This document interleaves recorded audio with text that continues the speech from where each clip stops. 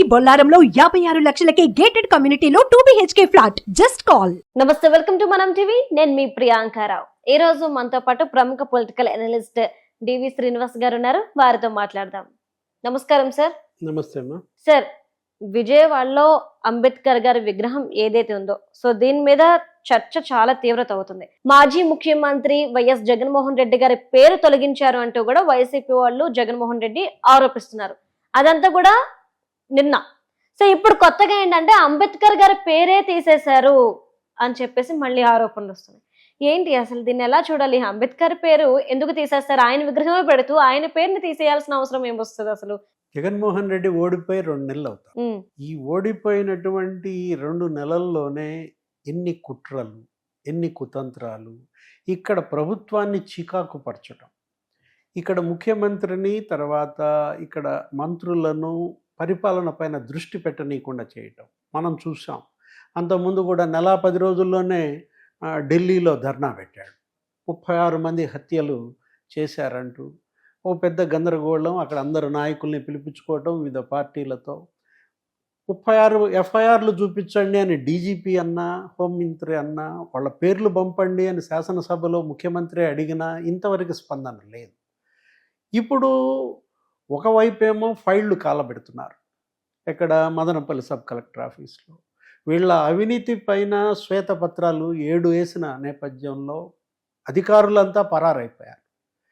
ఇప్పుడు ఎవరైతే గత ప్రభుత్వం మీద బూతులు తిట్టారో ఆ మంత్రులు, ఆ మాజీ మంత్రులు, ఎమ్మెల్యేలు వాళ్ళంతా కూడా పత్తా లేకుండా పోయారు. జగన్మోహన్ రెడ్డి ఇప్పుడు ఇది కొత్త డ్రామా. ఏది? విజయవాడ అంబేద్కరు ఆ విగ్రహం మీద అసలు అంబేద్కర్ అక్షరాలు ఎంత సైజులో ఉన్నాయో ఆ సైజులో జగన్మోహన్ రెడ్డి అక్షరాలు రాసుకోవటం ఏంటి? ఇప్పుడు ఎక్కడైనా ఏ విగ్రహాన్ని ఆవిష్కరించినా, ఏ ప్రాజెక్టు ఆవిష్కరించినా ఏం జరుగుద్ది? ఒక శిలాఫలకం ఎక్కడ దాని కింద ఎక్కడో వేసుకుంటారు, లేదు వాకిట్లో వేసుకుంటారు, ఆ గేట్ దగ్గర పెట్టుకుంటారు శిలాఫలకం, ఏదో రాసుకుంటారు గౌరవ ముఖ్యమంత్రి. బస్ స్టాండ్ ఇప్పుడు ఓపెన్ చేస్తే ఎన్టీఆర్ బస్ స్టాండ్ విజయవాడలో ఉంటుంది. దాని పేరే ఎన్టీఆర్ బస్ స్టాండ్. ఎక్కడ ఉంటుంది అక్కడ శిలాఫలకం? కింద ఎక్కడో ఉంటుంది, ఆవిష్కర్త అని అక్కడ ఉంటుంది. ఇదేంటిది? అక్కడ సామాజిక న్యాయ సారథి డాక్టర్ బాబాసాహెబ్ అంబేద్కర్, పక్కనే అదే సైజులో ఆవిష్కర్త జగన్మోహన్ రెడ్డి. ఇది ఆ రోజే ధర్నా చేశారు. కొన్ని దళిత సంఘాలు ఈ విగ్రహాన్ని ఆవిష్కరించిన రోజే కేసు పెట్టినా ఫైల్ కాలేదు. ఎవరో కాలు ఉంటుంది, అది జగన్మోహన్ రెడ్డి అనే పేరుని తొలగించారు. ఇక్కడ ఇష్యూ ఏంటంటే జగన్మోహన్ రెడ్డి పేరు తీసేయటం అనేది అంబేద్కర్ మీద దాడి ఎలా అవుద్ది? ఇది ఎవరి మీద దాడిగా చూడాలి? ఒకవేళ ఇది తప్పే, ఏది అలా తీసేయటం కూడా మనం సమర్థించాం. కాకపోతే జగన్మోహన్ రెడ్డి మీద దాడినే అంబేద్కర్ మీద దాడిగా చూపించి దళితులను రెచ్చగొట్టడం, రాష్ట్ర వ్యాప్త ఆందోళనలకు పిలుపునివ్వడం, ఇవాళ నైట్ కొవ్వొత్తుల ప్రదర్శన అంట, పాలాభిషేకాలంట. ఇది విగ్రహాన్ని ఏమన్నా అంటుకున్నారా? విగ్రహాన్ని ఇప్పుడు మనం చూసాం, వైఎస్ రాజశేఖర రెడ్డి విగ్రహాలు కొన్ని చోట్ల ధ్వంసం చేస్తారు. అది తప్పు. ఇప్పుడు షర్మిల కూడా అంది, దానికి ఏమంది? అసలు మీరు ఎన్టీఆర్ విగ్రహాలు ఎందుకు ధ్వంసం చేశారు? అప్పుడు మీరు ఎన్టీఆర్ విగ్రహాలు ధ్వంసం చేయకుండా ఉంటే ఇవాళ నాన్న విగ్రహాలను వాళ్ళు ధ్వంసం చేసేవాళ్ళు కాదు కదా. ఒక లాజిక్. తను ఒక అమ్మాయి అయినా కూడా తను చక్కటి సహేతుకంగా తను మాట్లాడినప్పుడు ఆ విచక్షణ, విఘ్నత వీళ్ళల్లో ఎందుకు లేదు? ఇది జగన్ అహంభావం మీద దాడిగా చూడాలి, అంబేద్కర్ మీద దాడి కాదు. అంటే ఇక్కడ ఒక ప్రశ్న సార్, నిజంగానే ఇనాగ్రేట్ చేసింది జగన్మోహన్ రెడ్డి గారే, కానీ ఈయన పేరుని తొలగించిందే ఎస్సీ ఎస్టీ వాళ్ళు తొలగించారని చెప్పేసి అంటున్నారు. అదే కూడా ఎందుకు అంటే అదే సైజులో పేరు ఉండడం.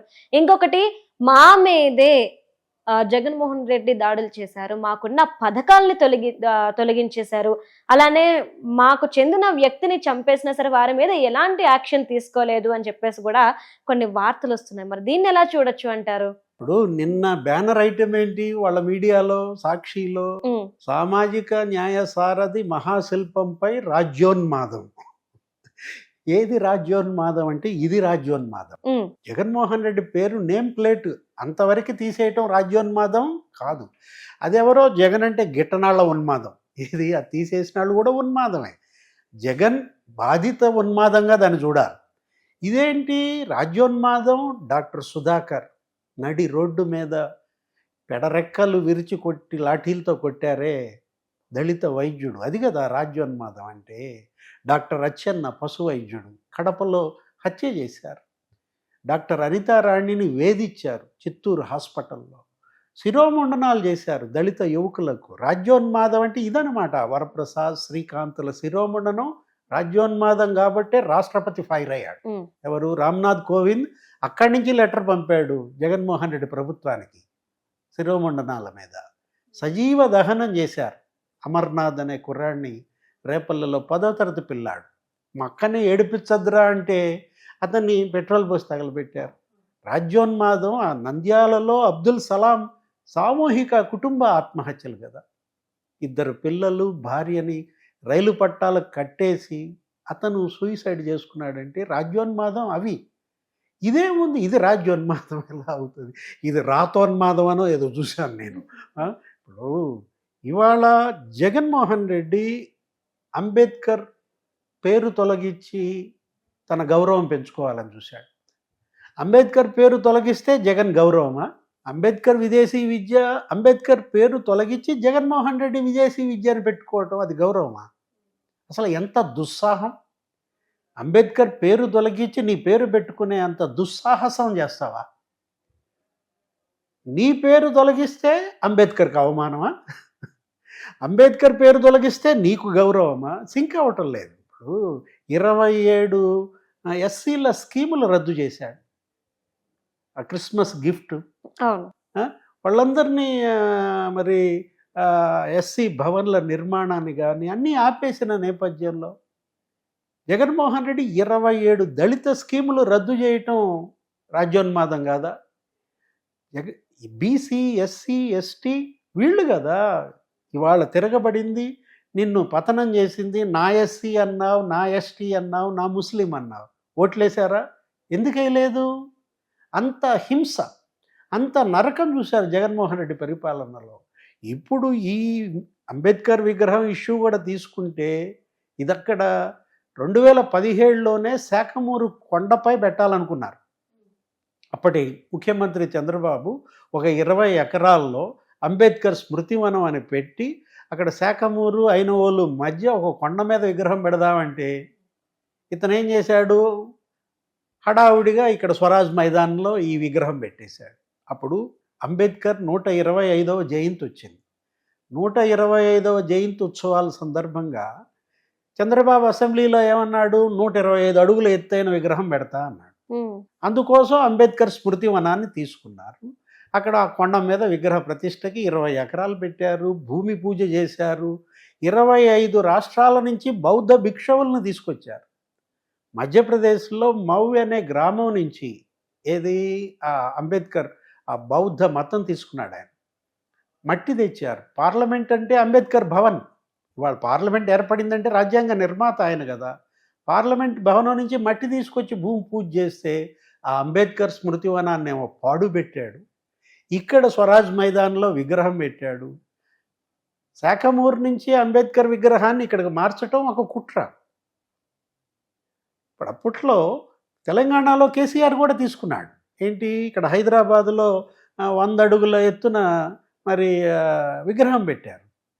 హైదరాబాదులో కేసీఆర్ విగ్రహానికి ఏమో 125 కోట్లు అయితే విజయవాడ ఇప్పుడు ఈ విగ్రహానికి 400 కోట్లు. అదో స్కామ్ అంటారు. అంబేద్కర్ మీద నిజంగా జగన్మోహన్ రెడ్డి గనక ప్రేమ ఉన్నా, గౌరవం ఉన్నా ఆయన పేరు తీసేస్తాడా ఆ స్కీమ్కి? ఆ స్కీములు రద్దు చేస్తాడా? 27 స్కీములు. ఇంతమంది ఎస్సీ, ఎస్టీ, ముస్లిం, మైనారిటీలు, బీసీలని ఊసకోతకు వస్తారా? ఇవాళ ఏంటంటే దీన్ని అడ్డం పెట్టుకుని ఏదో ప్రజల్లోకి వెళ్ళాలని చూస్తే ప్రజలు అవన్నీ కూడా నమ్మే పరిస్థితుల్లో లేరు. జగన్మోహన్ రెడ్డి పాపం చాలా ఉనికి కోసం పాకులాడుతున్నాడు, కానీ ఏది పట్టుకున్నా అవి బూమరాంగ్ అవుతున్నాయి. Okay, right. Thank you so much sir.